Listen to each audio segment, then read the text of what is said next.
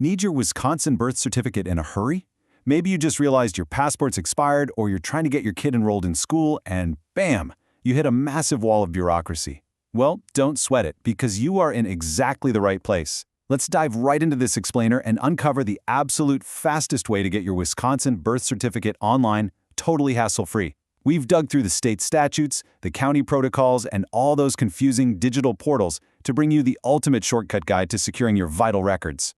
Seriously, whether you're applying for that passport, grabbing a new driver's license, or just dealing with some unexpected emergency where you need to prove exactly who you are, I'm going to guide you through this whole administrative maze. It can be super frustrating, right? Trying to figure out which website is actually legit, how much you should be paying, and how long it's going to take to finally hit your mailbox. Well, today, we're clearing all of that up by relying directly on the official source material.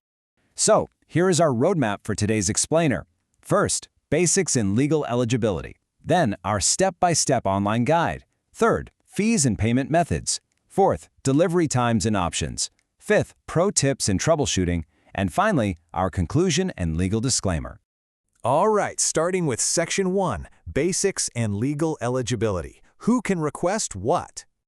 First things first, let's establish the ground rules. We need to figure out exactly what kind of document you actually need and if Wisconsin law even allows you to request it. You see, the state doesn't just hand these out to anybody walking down the street, and they're incredibly specific about the format. The crucial thing here is knowing the difference between the types of copies. You are almost certainly going to need a certified copy for any official, legal, or travel stuff.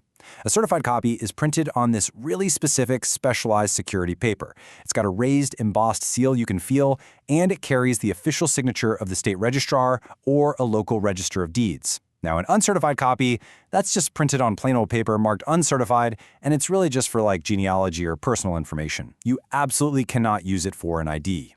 Okay, so who can actually get their hands on one? Under Wisconsin Statute 6920, you've got to have what they call a direct intangible interest. Basically, that means only the specific list of people you see here can legally get a certified birth certificate. Obviously, the registrant, meaning you, can get your own. But immediate family can request it too, so that's parents, current spouses, grandparents, and kids. Now, here's kind of a surprising fact. Siblings can actually request it, but depending on the local municipality's rules, they often require that you share the same parents and that those parents were married when you were born. Legal guardians and authorized reps can apply too, but they've got to bring receipts, like actual physical documented proof of their status.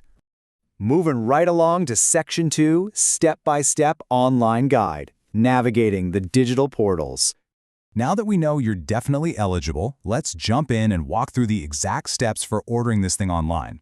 You're just going to follow this pretty straightforward digital workflow. Step 1, you pick your portal. The state of Wisconsin uses an authorized third-party vendor called VitalCheck as its main online system, but some individual counties also partner with a different service called Official Records Online, or ORO for short. Once you pick your portal, Step 2 is inputting all that target event data. Make sure you have the registrant's exact legal name at birth, their sex, their date of birth, and the specific county or city of birth totally ready to go before you start. Step 3 is a secure identity verification process, usually just answering a few multiple-choice questions based on public records. And finally, Step 4, processing your payment. Okay, Section 3, Fees and Payment Methods. Let's break down the costs. Let's talk tolls and shortcuts, because understanding the exact fees is going to save you from overpaying during checkout. Let's be real. Nobody likes getting to that final screen and seeing the price randomly double. So across all platforms, whether you go through the state or a local county, the state-mandated base fee is exactly $20 for that first certified copy. But here's the awesome part. It's literally just $3 for any additional copies of that same record, as long as you order them at the exact same time. So if you think you might need one for a passport, and maybe another one later for school registration, always order them together. You will save a ton of money that way. Now, on top of that $20 base fee, those third-party portals do tack on a processing and identity verification fee, and this is where the costs kind of fluctuate. The Official Records Online portal usually charges a flat $10 service fee. VitalCheck's fees, on the other hand, can bounce around depending on the county and how fast you want the system to process your order. It usually sits right around $10 to $13, but sometimes they hit you with an extra $20 expediting fee on top of everything else. Basically, this fee just pays for the portal's secure ID verification system, to make sure your sensitive records aren't being handed off to an identity thief. Next up, Section 4, Delivery Times and Options. This is where we get into the insider shortcuts. All right, listen up, because this is probably the most valuable part of today's explainer. This is our big aha moment. Where you choose to order from completely dictates how fast your certificate shows up. Check this out. Since 2017, any Register of Deeds office in Wisconsin can issue a birth certificate from any county, as long as the birth happened after October 1st, 1907. But here is the massive catch. If you route your Vital Check order straight to the State Vital Records office in Madison, you are tossing your request into a giant pile with an average 5 business day processing backlog. Yikes! Alternatively, ordering through a local county Register of Deeds portal, places like Walworth, Wood, or St. Croix counties, is insanely faster. These smaller county offices often process online orders the exact same day they get them, assuming you hit submit before 2 or 4 p.m. Which perfectly leads us into your shipping options. A lot of these portals will try to default you to a super expensive expedited courier service like UPS or FedEx, which can run you anywhere from $15 to $40. But if you use one of those local county portals that processes things same day, you can usually just click the drop-down menu and select the free standard USPS mail option. Since the county processed it immediately, you are still going to get it incredibly fast, all without paying some crazy premium courier fee. It's honestly an amazing little loophole that bypasses state-level delays and keeps cash in your pocket. Section 5, Pro Tips and Troubleshooting. Let's build your shield against delays. Now let's equip you with the knowledge you need to keep your order from getting delayed or just flat out rejected by the automated system. Guys, this is literally the #1 pitfall applicants run into. If your shipping address and the billing address of the credit card you're using don't match perfectly, your order is almost certainly going to get flagged for fraud and severely delayed.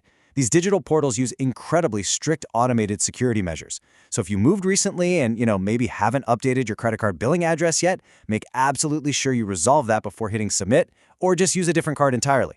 Oh, and also, quadruple check your spelling. I'm serious. Wisconsin Statute 69.22 actually allows the registrar to charge a fee just to cover the cost of searching for the record, even if they end up finding absolutely nothing.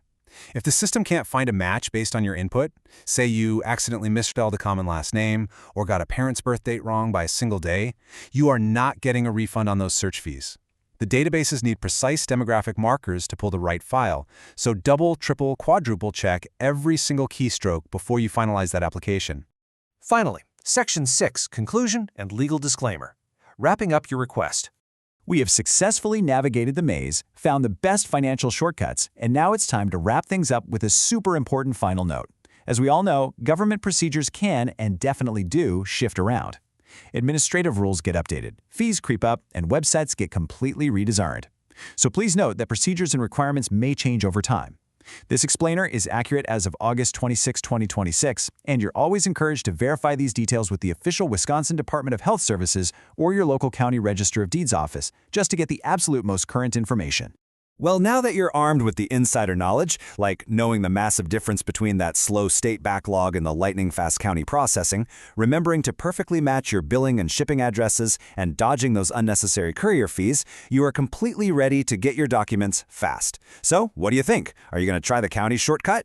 I'd love to hear how the process works out for you, so definitely let me know in the comments below. Keep learning, keep exploring, and I will see you in the next explainer.